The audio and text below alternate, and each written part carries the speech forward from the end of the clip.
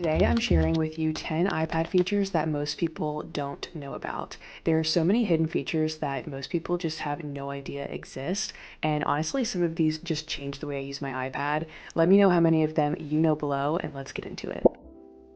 Now the first tip I'm showing you, I'm actually giving you two features in one. So your iPad actually has built-in white noise and ambient sounds. One is in a widget, so to get this on your home screen, you will just edit your home screen, click add widget, and then you'll see a new ambient music widget. If you don't have this, you might need to update your iPad, but it comes with a small and medium-sized widget. And when you add this to your home screen, you can just quickly toggle between sleep music, chill, well-being, and productivity, all of which are different ambient sounds that can help you to be more relaxed or more productive. But I told you there was a 2-for-1 tip, so there's also another feature. If you go into your accessibility settings, then tap audio and visual, you will see a section for background sounds. Here you can turn on a wide variety of different background noise. You can turn on rain sounds, ocean, white noise. There's even sounds for like boat, airplane, or train background noise. I use this a lot while planning, reading, editing, or working because it just makes focusing so much easier.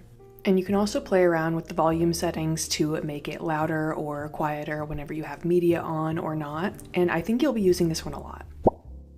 When you're reorganizing your iPad home screen, instead of individually dragging and dropping the apps, just press and hold and then tap on the other apps to stack them. Then once you have all of the apps you want, you can just move them around or drag them to different screens. This makes the process of customizing your iPad home screen so much quicker and easier, and it works so smooth. This is one that once you start using this, you will never go back. But you can also do this with your photos, so you can just press and hold on your photos, tap on other ones to stack them, and then you can easily drag and drop these into other apps like Notes, Messages, or Files. So it's really easy to rearrange and drag photos in bulk into other apps. If you swipe diagonally from the bottom corner of your iPad with your Apple Pencil, a floating note instantly appears no matter what app you're in. This feature is called Quick Note, and I use this constantly for random ideas, quick grocery lists, planning a video, brain dumps, reminders. You can adjust the size of your Quick Note and use all of the different pens and tools that come in the Notes app. You can also grab the top bar to readjust and move it around your screen. And this Quick Note will just save right in your Notes app so you can write something down and then look at it later. And then you just swipe down to make it disappear. Okay, this next feature is really cool. So in the Notes app, you can just doodle anything that you want. It doesn't even have to be good. It can look terrible, like this flower here. Then you're gonna go to your tools and you are going to click the Image Wand tool. Draw a circle around your quick sketch and it will turn this into a polished image. This uses Apple's AI called Apple Intelligence, and it will just create different images based on your sketches that you can use in your notes or in your brainstorming sessions. And it can be really helpful just to create visuals without actually having to draw them yourself if you are not artistically inclined like me. But if you do want to learn how to draw on your iPad, I highly recommend the sponsor of today's video, Skillshare. I'm currently taking another Procreate class in Skillshare called Analog Meets Digital by Lisa Bardot. This class is the perfect mix of digital and traditional art, and honestly all of her classes are super well structured and easy to follow.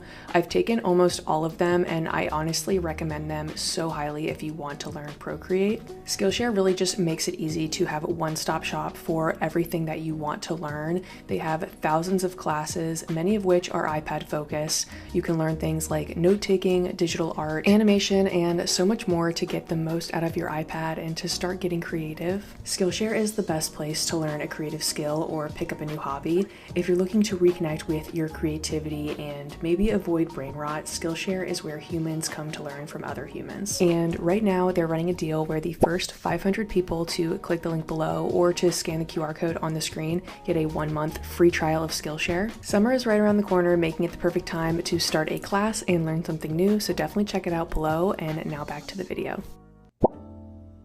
This feature has to be one of my all-time favorite iPad features, and that is subject lift. The first time I used this, it absolutely blew my mind, but basically all you do is tap and hold on any part of your picture and it will crop that object, remove the background, and then you can swipe and add it to your planner, your notes, your journal, Or you can also add this to your sticker library. And as someone who loves digital planning and digital note-taking and is always using stickers, this feature is an absolute game changer and one of my all-time favorites.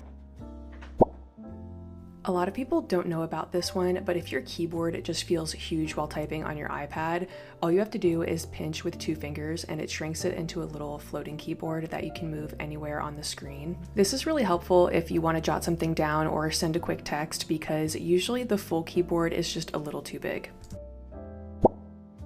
This next feature is one that I get questions about anytime I post about it on social media, and it's honestly one of my favorite ways to use my iPad, and that's multitasking. Drag from the bottom corner of any app to resize it on your screen and rearrange it wherever you want. And you can also use different gestures like swiping it to the side to have it snap to the screen to fit perfectly. This makes it easy to have 2 apps side by side, drag another app over another, take notes while watching videos, answer emails while researching, and it basically turns your iPad into a mini laptop. This feature came out in iPadOS 26, and honestly, I have not stopped using it since, so you should definitely check this one out.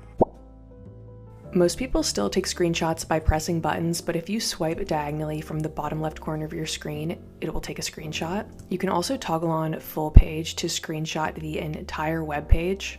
This is great because you can screenshot anything and save it as a PDF. You can also mark it up with the different pen tools that are available, and this one is especially helpful for students. This feature is hidden inside of the Photos app, so you will just go to your markup of any photo that you want, hit the pen tool, and then you'll go to plus, and you will hit the loop tool, I believe that's how you pronounce it, and then it creates a zoomed in circle over part of your image. So this is perfect for highlighting tiny details, button, text, or anything that you want people to focus on. And then you can save this and have any part of your image that you want zoomed in without any other apps needed.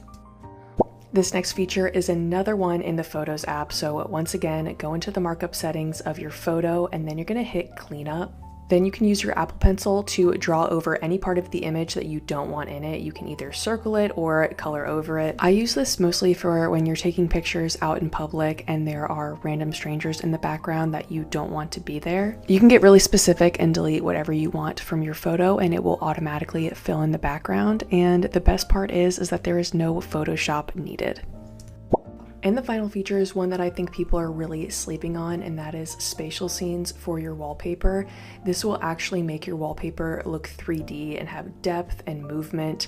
You just toggle it on the bottom right-hand corner, and it makes your photo wallpaper look so much more immersive. This is a tiny feature, but it honestly makes your iPad feel so much more customized and just your photo feel way more realistic. And who doesn't love a good wallpaper customization feature? And those are the 10 hidden features that most people don't know about. The iPad can do way more than most people realize, and once you start using all of these features, it completely changes how you use your iPad every single day, and it will just make your experience so much better. I hope you enjoyed this. Subscribe for more iPad videos, and I will see you guys in the next one.